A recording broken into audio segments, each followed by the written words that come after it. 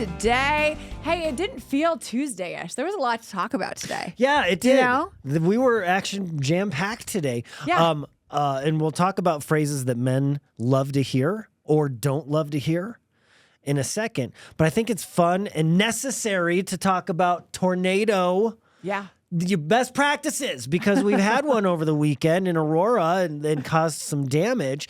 They're saying, and I know you and I were both taught this growing up because our dads, if you're driving and caught in a tornado, find an overpass to get under and climb up there. And it's just like human nature, right? You want seek protection. shelter. Yeah. And they're warning you, do not do that. It caused, worse. like with the St. Louis tornado, like caused major issues over the weekend, and it's super, super dangerous.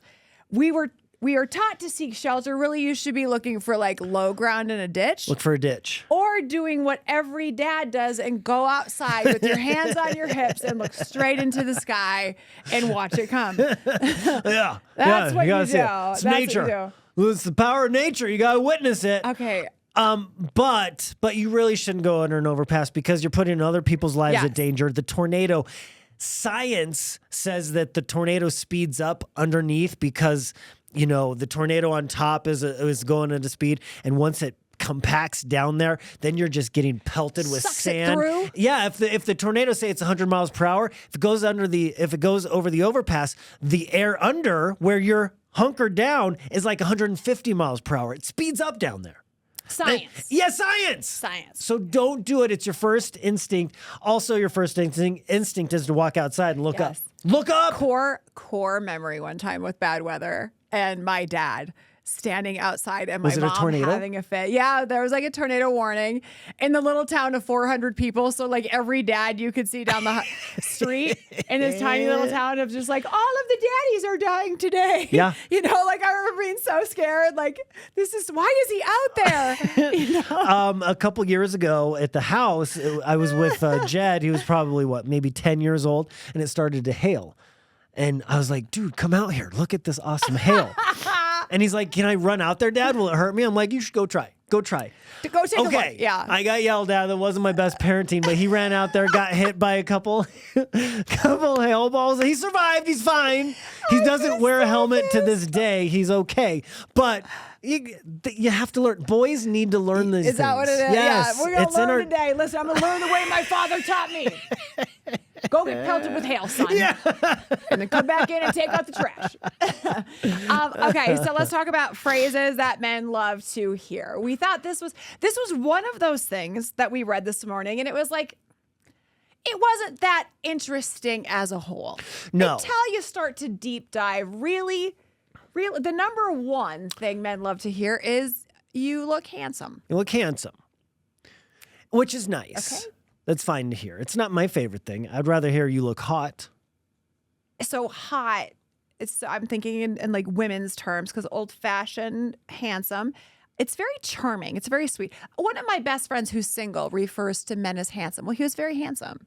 And I've always like, oh, that's just such a classy way to put it, you know? Okay, but then think about the last time you told AJ, who is, 15? Yes. That he looked He's handsome. handsome. Yes. That's who I Because use you're it building with. him up. Like, hey, you look handsome. You look Yes. older. You look very, look at you, buddy. You're looking handsome. Right. So when I hear Right. handsome, I think my Right. dad. My dad was handsome. I'm not handsome. I'm hot. I don't know if I'm not, but. You can say You're supposed that to come you in and say, are yes, you if are. want. I'm not going to say that. But if you want to think you're hot, go for it. You self-talk. Yes. Be like, girl, I look good today. Because my mother also told me and still tells me I'm handsome. It feels maternal to me. It does. Yes, it does. It really does. So that was interesting to us. Also, the second one of I'm proud of you felt a little condescending. And then we started to question, are we dead inside? I'm proud of you is a really nice thing for anyone to say to somebody. Sure. But when's the last time you told Ian you were proud of him? Probably right after I told AJ he was handsome. Yeah. Like, you know, like it just didn't feel, I would feel like it was like doing the laundry. I'm proud of you. That seems condescending. Well, you have to imagine, you're at a place in your marriage. You've been married, 40 years? 55. It's been forever. There's not a lot left to be proud of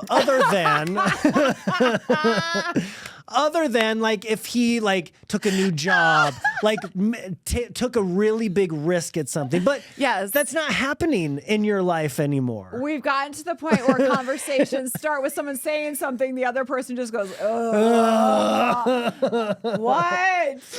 You know, if Ian, like at this point in his life, was like, "Oh, I'm changing careers. I'm going to do this, and I'm taking the leap," then you would be like, "Well, I'm proud of you for doing that."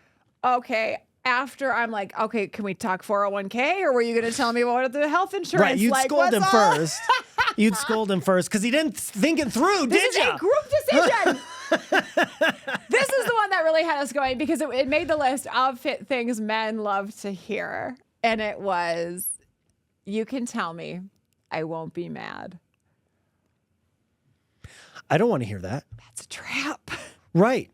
For everyone involved. It's a trap. And I know it's a trap. I've been on this earth long enough to know if I'm told, oh, you can tell me, I won't get mad. By anybody.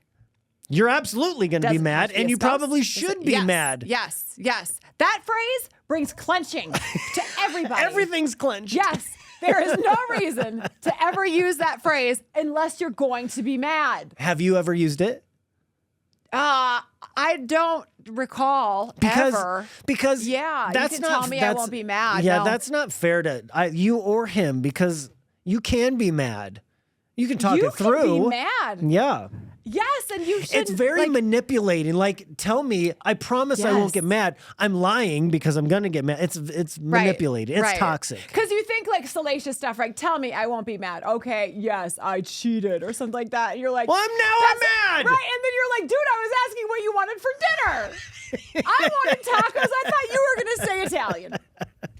Oh, no, you said you wouldn't be mad. Yeah, right. I cheated on you. Free pass for anything. That is the worst phrase ever. And it really surprised me. That's because they asked men on this list what they liked, and that made it. Like, they liked that. So what kind of safe space does it put some men in, or are they just walking? It felt very like walking on eggshells, too, the rest of the time. Right.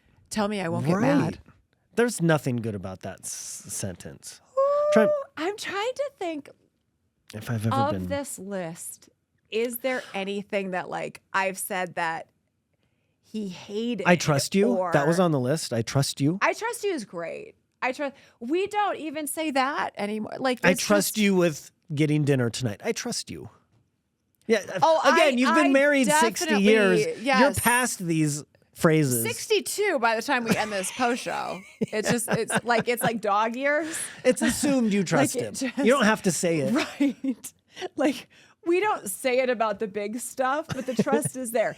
The making dinner or going to the grocery store, there is no trust. No trust. There is very little after trust. 71 years of marriage, there's no trust. We just hit our diamond anniversary. What is that? I think it's 100. We made it, you guys. And I have something to tell you, but you can't get mad. Have a great day.